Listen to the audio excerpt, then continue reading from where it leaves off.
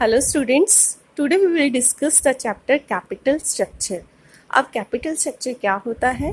Capital structure refers to the proportion between the various long-term sources of finance in the total capital of the firm. हमारी total capital अलग अलग sources से मिलकर बनी होती है. किस प्रोपोर्शन में हमने किस सोर्स से पैसा कलेक्ट करना है वही डिसाइड करना, वो हो जाता है हमारा कैपिटल स्ट्रक्चर. जनरली जो मेजर सोर्सेज होते हैं लॉन्ग टर्म फाइनेंस के वो दो होते हैं, एक प्रोप्राइटर फंड और दूसरा बोरोड फंड. अगर हम प्रोप्राइटर फंड की बात करें तो उसमें आता है हमारा equity capital, preference capital, reserve and surplus and retained earning.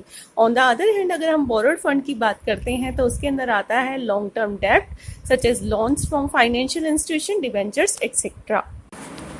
Generally capital structure कुछ रीजंस की वजह से फॉर्म में बहुत इंपॉर्टेंट रोल प्ले करता है. वो रीजंस हैं, कैपिटल स्ट्रक्चर डिटरमाइन करता है रिस्क और cost of capital of the form, कि हम कितने रिस्क ले सकते हैं और कितनी कॉस्ट ऑफ कैपिटल फॉर्म की होनी चाहिए.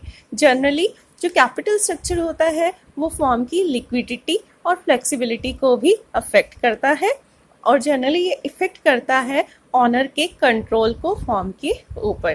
तो आइए अब बात करते हैं ऑप्टिमम कैपिटल स्ट्रक्चर की.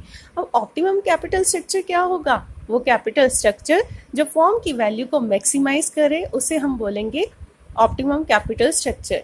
या हम कह सकते हैं कैपिटल स्ट्रक्चर ऑप्टिमम तब होगा जब कॉस्ट ऑफ कैपिटल मिनिमम होगी और total value of the form maximum होगी. अब बात करेंगे हम मोस्ट इम्पॉर्टेंट टॉपिक की, फैक्टर्स अफेक्टिंग और डिटरमाइनिंग कैपिटल स्ट्रक्चर, कि कैपिटल स्ट्रक्चर को कौन कौन से फैक्टर्स डिटरमाइन करते हैं. सबसे पहले हम बात करते हैं साइज ऑफ द फॉर्म. अगर हमारी एक बहुत छोटी सी फॉर्म है, ये मान लीजिए हमारा बहुत ही ज़्यादा स्मॉल साइज बिजनेस है, तो हम ऑन कैपिटल या रिटेन अर्निंग ही यूज़ करेंगे फॉर्म के लिए, क्योंकि एक बहुत स्मॉल साइज फॉर्म को मार्केट से पैसा नहीं उठा सकती और उसे इजीली लोन भी नहीं मिलता. ऑन द अदर हैंड अगर हमारी एक लॉन्ग टर्म बोल सकते हो या फिर लार्ज साइज फॉर्म है, तो हम कह सकते हैं कि वो कहीं से भी, वो बोरोड फंड से भी पैसा कलेक्ट कर सकती है और वो प्रोप्राइटर फंड से भी पैसा कलेक्ट कर सकती है, क्योंकि वो सिक्योरिटी एक्सचेंज में अपने आप को लिस्ट करवा सकती है. नेक्स्ट पॉइंट आता है हमारा स्टेबिलिटी ऑफ अर्निंग.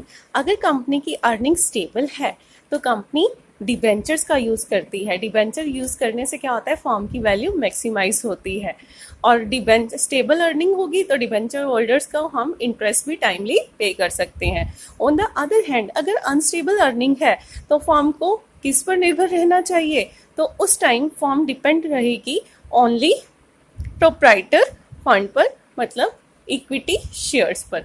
अब आगे बात करते हैं डिग्री ऑफ कंपटीशन. अगर डिग्री ऑफ कंपटीशन बहुत हाई है तो हमें नहीं पता कि कब प्रॉफिट और कब लॉस हो, उस टाइम पर हमें ज़्यादा प्रोप्राइटर फंड पर डिपेंड रहना चाहिए.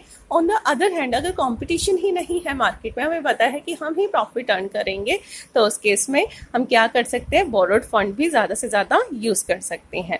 नेक्स्ट पॉइंट आता है stages of life cycle of the form. देखिए, जैसे कि हम स्टेजेस को डिवाइड कर देते हैं, initial, growth, maturity and declining stage.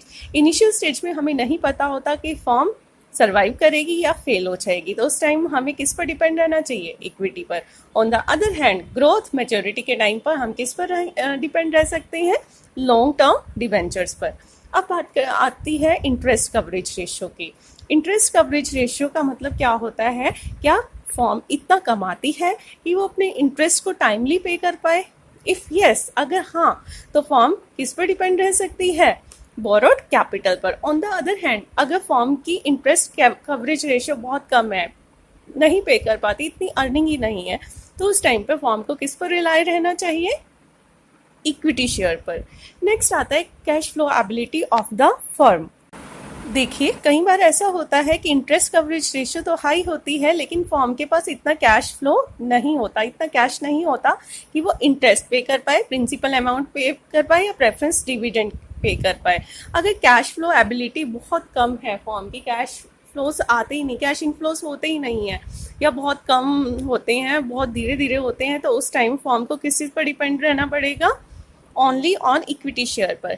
और अगर फॉर्म की कैश फ्लो एबिलिटी अच्छी है कि इजीली कैश निकलवा लेती है, तो उस केस में फॉर्म बोरोड कैपिटल से भी पैसा इकट्ठा कर सकती है। उसके बाद आता है कॉस्ट ऑफ कैपिटल। अगर फॉर्म में हम जो कैपिटल स्ट्रक्चर डिटरमाइन करेंगे, मेजर फैक्टर अगर कॉस्ट होता है, तो जनरली हम सब जानते हैं कि जो डिवेंचर होता है वो सबसे चीपर सोर्स ऑफ फंड होता है। अगर फॉर्म कॉस्ट ऑफ कैपिटल को देखते हुए अपना कॉस्ट स्ट्रक्चर डिटरमाइन करती है तो उसे बोरोड कैपिटल पर रिलाई रहना चाहिए। उसके बाद आता है rate of corporate tax. Generally हम जानते हैं कि जो इंटरेस्ट ऑन डिवेंचर्स होता है, इंटरेस्ट ऑन बोरोड फंड होता है, वो टैक्स डिडक्टिबल होता है। अगर कंपनी का टैक्सेस बहुत हाई है तो कंपनी अपना टैक्स रिड्यूस करने के लिए ज़्यादा पैसा, ज़्यादा कैपिटल बोरोड फंड से कलेक्ट कर सकती है। ऑन द अदर हैंड अगर टैक्स बहुत नॉमिनल है तो इस चीज़ का कोई फर्क नहीं पड़ता कि कंपनी बोरोड फंड यूज़ करे या फिर प्रोप्राइटर फंड यूज़ करे।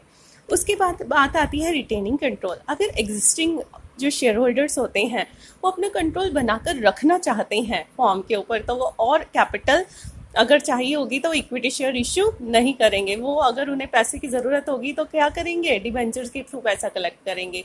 ऑन द अदर हैंड अगर कोई फ़र्क ही नहीं पड़ता कि उनका कंट्रोल बटे या ना बटे तो वो क्या कर सकते हैं, और इक्विटी शेयर्स भी इशू कर सकते हैं। नेक्स्ट पॉइंट आता है हमारा कैपिटल मार्केट कंडीशन। देखिए, अगर कंडीशन होती है बूम की तो क्या होता है, इन्वेस्टर भी इक्विटी में पैसा लगाना चाहते हैं क्योंकि उन्हें प्रॉफिट ज़्यादा होता है। लेकिन डिप्रेशन की कंडीशन में कोई भी इक्विटी में पैसा लगाना नहीं चाहता। उस टाइम पे उन्हें क्या चाहिए होता है, रिस्क कम हो और एक स्टेबल अर्निंग हो। तो डिप्रेशन के केस में बोरोड फंड ज़्यादा यूज़ कर सकते हैं और बूम के केस में हम क्या कर सकते हैं, हम इक्विटी शेयर के थ्रू पैसा कलेक्ट कर सकते हैं। उसके बाद आता है credit standing of the firm. अगर फर्म की क्रेडिट स्टैंडिंग बहुत अच्छी है तो कंपनी अपना चॉइस का सोर्स यूज़ कर सकती है फंड कलेक्ट करने के लिए। But in case the firm credit standing is poor, firm को किस चीज़ पर रियलाई करना पड़ेगा, तो फर्म को जो सोर्स अवेलेबल होगा उसी सोर्स पर रियलाई करना पड़ेगा। उसके बाद आता है trading on equity. Trading on equity या फाइनेंशियल लिवरेज क्या होता है, अगर हम फिक्स कॉस्ट सोर्स यूज़ करते हैं such as debenture and preference share capital, तो उसे हम क्या बोलते हैं, ट्रेडिंग ऑन इक्विटी और फाइनेंशियल लीवरेज। तो अगर कंपनी ट्रेडिंग ऑन इक्विटी का फ़ायदा उठाना चाहती है तो वो क्या करेगी, ज़्यादा से ज़्यादा कैपिटल डिवेंचर्स या बोरोड फंड से कलेक्ट करेगी। उसके बाद आता है legal requirement. Generally capital structure बनाते वक्त गवर्नमेंट के रूल रेगुलेशन और सेबी की गाइडलाइंस भी फॉलो करनी पड़ती हैं। जैसा उनका रूल्स रेगुलेशन होगा वह उसी प्रपोर्शन में हमें क्या करना पड़ेगा, कैपिटल कलेक्ट करनी पड़ेगी। उसके बाद आता है फ्लोटेशन कॉस्ट। फ्लोटेशन कॉस्ट क्या होता है, जनरली वो चार्जेस, वो अंडरराइटिंग कमीशन, वो ब्रोकरेज, वो कॉस्ट ऑफ प्रिंटिंग जो कि हमें शेयर्स या डिबेंचर इशू करते वक्त होती है। जनरली जो फ्लोटेशन कॉस्ट होती है इक्विटी के केस में ज़्यादा होती है, डिबेंचर के केस में कम होती है। देखिए, अगर बहुत नॉमिनल कॉस्ट है तो कोई मर्जी सोर्स यूज़ कर सकते हैं कैपिटल कलेक्ट करने के लिए, लेकिन फ्लोटेशन कॉस्ट कंपनी पर बहुत ज़्यादा बर्डन डाल रही है तो उस टाइम पर डिबेंचर्स ही ईजी सोर्स रहता है कैपिटल कलेक्शन के लिए। उसके बाद आता है नेचर ऑफ इन्वेस्टर। अब देखिए, नेचर इन्वेस्टर्स दो तरह के होते हैं, एक रिस्क टेकर होते हैं, एक रिस्क एवर्स होते हैं। अगर रिस्क टेकर इन्वेस्टर्स हैं तो वो किस में पैसा लगाना पसंद करते हैं, इक्विटी में। वहीं अगर रिस्क से बचते हैं तो वो कहाँ पैसा इन्वेस्ट करेंगे, बोरोड फंड्स में। अब आता है एटीट्यूड ऑफ मैनेजमेंट, कि मैनेजमेंट का एटीट्यूड कैसा है। अगर मैनेजमेंट का एटीट्यूड, यहाँ हमने मैनेजमेंट के पॉइंट ऑफ व्यू से देखना है। अगर मैनेजमेंट रिस्क ले सकती है, रिस्क टेकर है, जैसे कि कंपनी के पॉइंट ऑफ व्यू से बात करें कि लॉस भी हो जाता है, चलो हम पे कर देंगे डिबेंचर होल्डर का इंटरेस्ट, तो वहाँ पर पैसा डिबेंचर होल्डर से इकट्ठा करेगी। क्यों, क्योंकि अर्निंग पर शेयर इंक्रीज होगा। ऑन द अदर हैंड अगर मैनेजमेंट का एटीट्यूड नेगेटिव है, बहुत ज़्यादा रिस्क को अवॉइड करते हैं, तो उस टाइम पर वो इक्विटी शेयर से पैसा कलेक्ट करेंगे। यहाँ हमारा टॉपिक खत्म